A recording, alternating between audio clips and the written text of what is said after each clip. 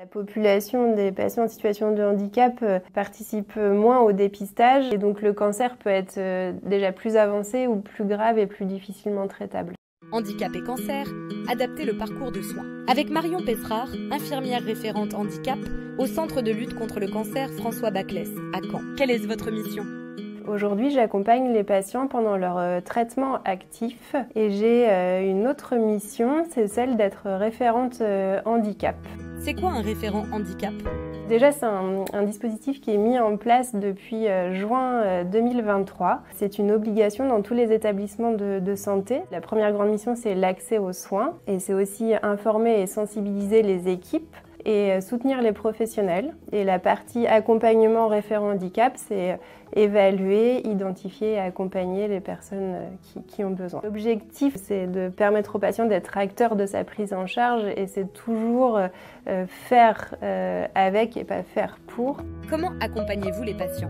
En fonction du handicap, on peut proposer des aménagements, voir avec le médecin pour proposer un temps supplémentaire de consultation, proposer une interprète, une intermédiatrice. On peut accompagner pour le parking, voilà, si c'est compliqué de se garer. On peut trouver tout, quoi. Voilà, on discute de tout et on adapte en effet le parcours patient. On organise une fois par an aussi des visites blanches pour favoriser l'accès au dépistage par mammographie. Donc c'est quelque chose qui peut faire peur, surtout pour les publics vulnérables. Donc on leur propose de venir visiter le service de mammographie. Et voilà, on présente l'appareil, on leur fait poser la main sur le mammographe. C'est dans le but de dédramatiser un petit peu l'examen. Pour les publics plutôt handicap intellectuel, on a adapté tous les documents en FALC. On peut proposer des temps de consultation plus longs et travailler avec les partenaires si le patient est en structure. Pourquoi les personnes handicapées sont-elles plus exposées à un diagnostic tardif de cancer ? La population des patients en situation de handicap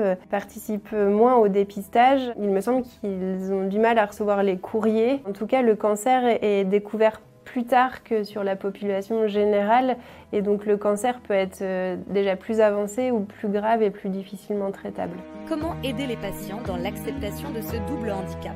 C'est assez compliqué de faire coïncider les deux handicaps. On peut s'appuyer sur les soins de support à Baclès. C'est tous les professionnels qui peuvent améliorer le parcours patient. On peut faire appel aux psycho-oncologues, on a aussi une sophrologue, on a une réflexologue plantaire. Donc tous ces professionnels peuvent aider aussi à l'acceptation de la maladie et apporter par un autre biais l'acceptation du patient ou au moins l'aider à accepter. Quelles difficultés rencontrez-vous ? Il ne faut pas mettre une étiquette ou mettre en difficulté, donc on demande au patient s'il est porteur d'un handicap. Il nous répond oui ou non et c'est noté dans son dossier. Il peut refuser, il peut accepter, nous ça nous envoie une alerte, s'il accepte on se met en contact avec lui. Et au niveau du diagnostic, comment ça se passe ? Si je reprends le patient sourd et muet, généralement il est accompagné d'un aidant ou d'une personne dans son entourage qui connaît la langue des signes et le médecin annonce le cancer. Le patient ne l'entend pas lui-même, c'est l'aidant qui l'entend et qui doit le traduire au patient. Donc il y a un intermédiaire.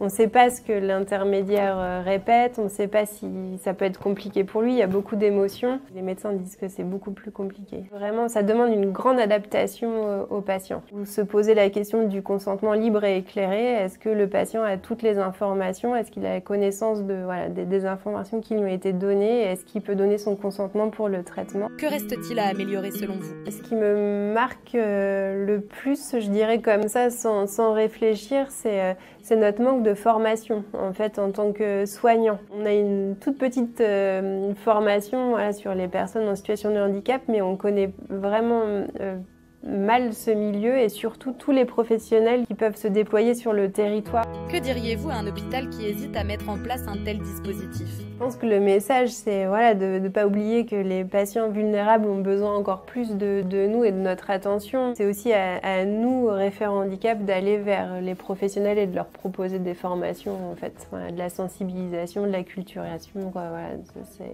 C'est à nous de porter le flambeau, en fait. Allez-y, désigner des référents handicap.